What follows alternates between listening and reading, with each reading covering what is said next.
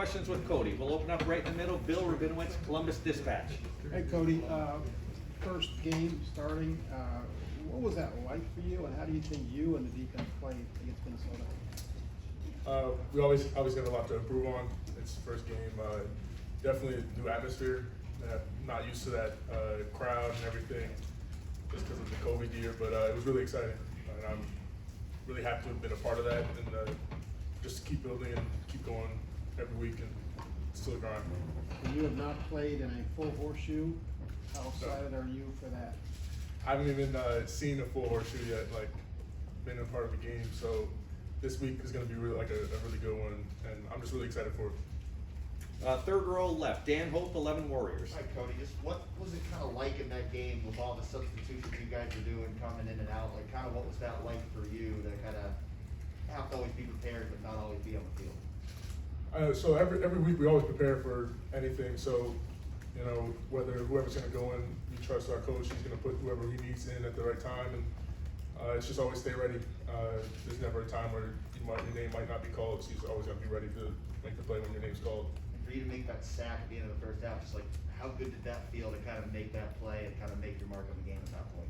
And I just try to do what I can to help the team, and at that point that's what the team needed, and I'm just happy I could make it for the team. It was like a momentum booster for us, and we came into the locker room, we knew what we had to do, and had to go out second half and win the game. Way in the back, Brendan Gulick, Buckeyes Now on Sports Illustrated. Hey Cody, I know there's an awful lot of tradition and history in this program, and I'm curious, you know, this is the 100th year of Ohio State football at the Horseshoe, and how much of, you know, that kind of stuff is talked about is you know, you guys embrace the culture of representing Ohio State football, and how excited you might be to play in a game of that magnitude. You know, it's ultra important. Like everything we see in this room, it's all been built by the people who came before us, and like almost every day we're reminded like we are playing for those who came before us. And you know, I carried on my shoulders like I can't let the people who played in the Buckeye uniform down, and you know we work so hard every day just to uphold that standard.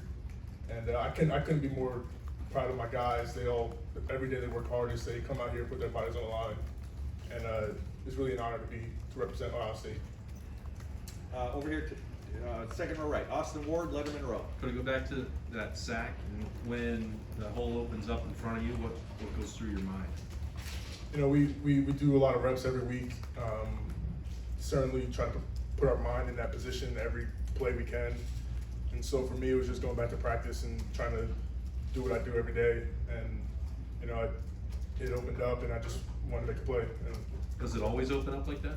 no, it definitely doesn't. Really, our O-line does a really good job. Makes us work every day, find new ways to get in, and that chance just opened up, and I was fortunate enough to get the sack. Over to the left, second row left, Nathan Baird, Cleveland.com. Just to clarify on that, it looked like kind of a delayed blitz. Was there a read that you had to make in order to go? Were you designed to just go the whole time? Well, I mean, a lot of our blitzes, we have a lot of different things. That play was just what I saw it and went. I don't really want to give too much about the scheme out, but it was just blitz, and you know, just went for it. Opened up and went for it. What does Tommy Eichenberg bring to this defense? And Coach Holmes was talking about just his ability to come out and like get a team set up, get the defense set up. What have you seen from him in that regard? Why does he need to be on the field? Tommy's an ultimate leader. I can't say enough about him. He's like one of my main guys on the team. We talk a lot about mentality and everything, and our defense isn't as good as it is without Tommy. He strength training. He's an Iron Buckeye, does everything right. Like I just try to stick around Tommy, and together like we can really do whatever we want to do in this league, and I'm just really happy he's by my side and all the other linebackers. Cody, these guys are really good at asking questions. You're really good at answering them, so I appreciate that. We'll go to the far back, Spencer from Letterman Row. Cody, is there almost like a sense of, not relief, but is it a good thing to have some mistakes now on film against somebody else rather than in practice? Like, just to know that you guys can learn from those things and it's not just against other people in Scarlet Gray? 100%.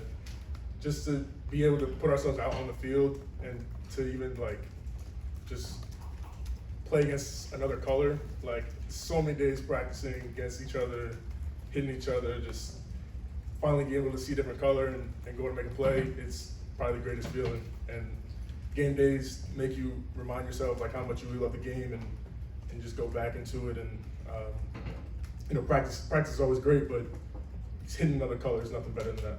How much more are you able to learn from watching this film in the last 2 or 3 days than you did through a month of watching practice film? I mean, it's definitely an adjustment. The game it's fast, but in practice we see it every day, and that's the goal. Is every practice to play as hard as we can, and to be able to be ready for that moment in the game. And you only get one shot to make that play, and you either make it or you don't. So every practice is intended to make that play, and so it works or it doesn't work pretty much. Far left, Mark from Press Pros. Yeah, Cody, playing all this depth, what are practices like when you know that your number can be called? You don't have like 12, 15 guys just standing around knowing they're not gonna get in a game or maybe even practice much.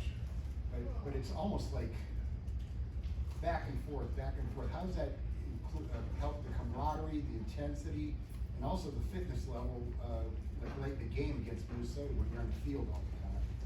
You know, that's probably one of the reasons you come to Ohio State, to play with and against the best competition every day.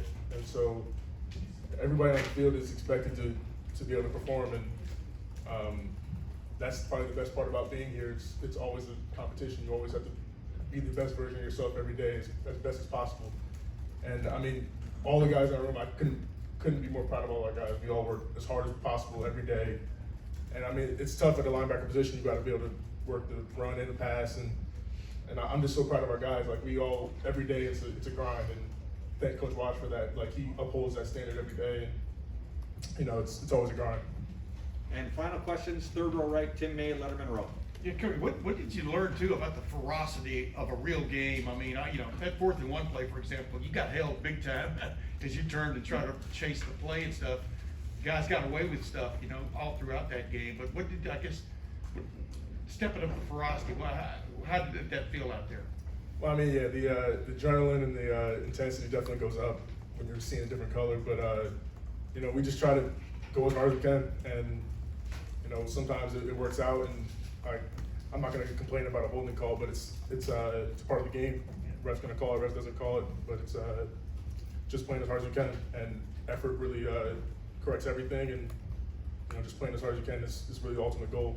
Yeah, they call some things they don't, right? Is that what you're saying? It happens sometimes. Yeah. And real quickly, as you watch video, how much different of a, pardon the expression, an animal is Oregon offensively with their front and stuff compared to what you guys just went against? Sometimes seven offensive linemen at a time, quite a bit, you know. I mean, yeah, every team has different tendencies. We always watch a lot of film on them, but you know, it's gonna be a different team. They're gonna give us different schemes, and we just gotta be prepared for them every day. We just came from a meeting. We just going over different plays and knowing what we're gonna get, and that's the best part about it. Like you can know what you get before it happens. So. Do they look physical though on video? What did you take away from the video you've seen?